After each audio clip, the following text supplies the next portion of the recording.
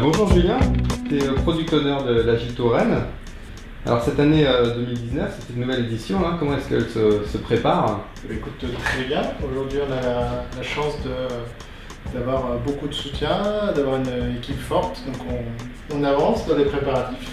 On est parti sur un événement à la même époque de l'année, donc ce sera les 22 et 23 novembre. Étant donné tous les retours qu'on avait eus sur le lieu de la précédente édition, on allait retourner au même endroit pour essayer de retravailler, d'affiner un peu notre copie et de faire quelque chose d'encore plus génial finalement sur le lieu, le couvent des Jacobins. Dans cet événement un petit peu particulier pour nous parce que c'est un événement qui nous permet de réunir la communauté agile rennaise et au-delà de la communauté agile rennaise, tous les passionnés de par la France, voire un petit peu plus loin, pour qu'ils viennent nous partager leurs sujets, leurs découvertes, leurs retours d'expérience. Et pour cette nouvelle édition, quel thème a été retenu?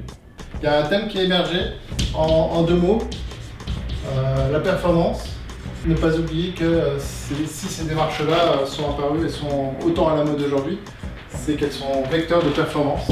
Et puis la performance, c'est pas, disons, la performance individuelle, ce qui nous intéresse, c'est la performance collective. Comment faire qu'un groupe soit performant dans la durée et dans le cadre d'un collectif. Au-delà du thème, ce qui nous rassemble et ce qui nous fédère finalement, nous en tant qu'équipe d'organisation, c'est trois drivers. Le premier, c'est d'avoir un événement qui soit le plus fun possible. Le plaisir, faire que les gens aient plaisir à venir et à découvrir ou à revenir même dans cet événement. Le deuxième driver, c'est la qualité. C'est comment faire en sorte que l'ensemble des personnes qui viennent aient suffisamment de choix, suffisamment de sujets sur lesquels ils aient envie d'avancer. Et donc avoir des intervenants qui sont divers, qui sont locaux, qui sont des nouveaux venus aussi, parce que c'est ouvert à tout le monde. Et pour allier tout ça, il y a un troisième élément qui pour nous est fédérateur, c'est garder à l'état d'esprit la très grande convivialité de ce moment, qui en fait aussi le succès et qui le rend pérenne dans le temps. Tous les contributeurs, les participants, les orateurs, les keynoteurs, les sponsors reviennent à cet événement-là parce qu'ils ont passé un bon moment convivial, de proximité. Et ce sont ces trois éléments-là qui nous aident. Tout ça, ça donne très envie. Quand est-ce qu'on en saura un peu plus? Quelles sont les prochaines étapes?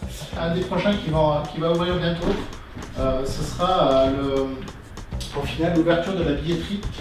Et pour vous donner envie, en même temps, on fera évidemment l'annonce de nos keynoteurs qui donneront l'inspiration, la dose d'inspiration qui est aussi nécessaire dans cet événement. La billetterie et les keynoteurs du coup seront annoncés fin juin, début juillet. Et juste après, on aura une autre étape qui est importante aussi parce qu'au-delà de l'inspiration, on va ouvrir l'appel à orateurs courant juin qui va nous permettre de collecter toutes les propositions. Alors ici, il y a vraiment un point de vigilance à avoir, c'est vous êtes tous susceptibles d'avoir un sujet à proposer, donc n'hésitez pas. On est ouvert à tout, on peut vous aider à travailler votre sujet. Donc sur l'appel orateur, s'il vous plaît, proposez des choses. On est vraiment ouvert à tous et d'autant plus qu'on s'est rapproché aussi des différentes communautés, que ce soit la communauté DevOps, la communauté UX, enfin toutes les communautés qui existent sur Rennes. On a envie de les associer pour avoir un événement qui soit pas auto-centré sur l'agilité, bien sûr il y en aura, mais aussi relié à tous les métiers qui sont connexes à notre domaine. Suite à des retours qu'on avait eus sur les précédents événements, on s'est lancé un défi. Comment on fait pour réduire l'empreinte écologique d'un tel événement?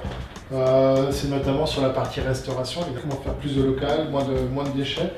On a aussi la partie goodies, voilà, vous avez au sac un certain nombre d'éléments qui sont emballés, etc. Comment on fait pour travailler autrement, vous fournir autre chose, des choses qui ont peut-être plus de valeur et qui sont moins jetables. Et puis toutes les pistes qu'on peut envisager, en tout cas, c'est une réflexion qu'on a à l'esprit et qu'on partage avec l'ensemble des partenaires qui nous accompagnent dans cette aventure. Merci Julien, d'avoir du coup rendez-vous les 22 et 23 novembre au couvent des Jacobins. Et j'ai hâte que cette date arrive et qu'on passe à un super événement tous ensemble.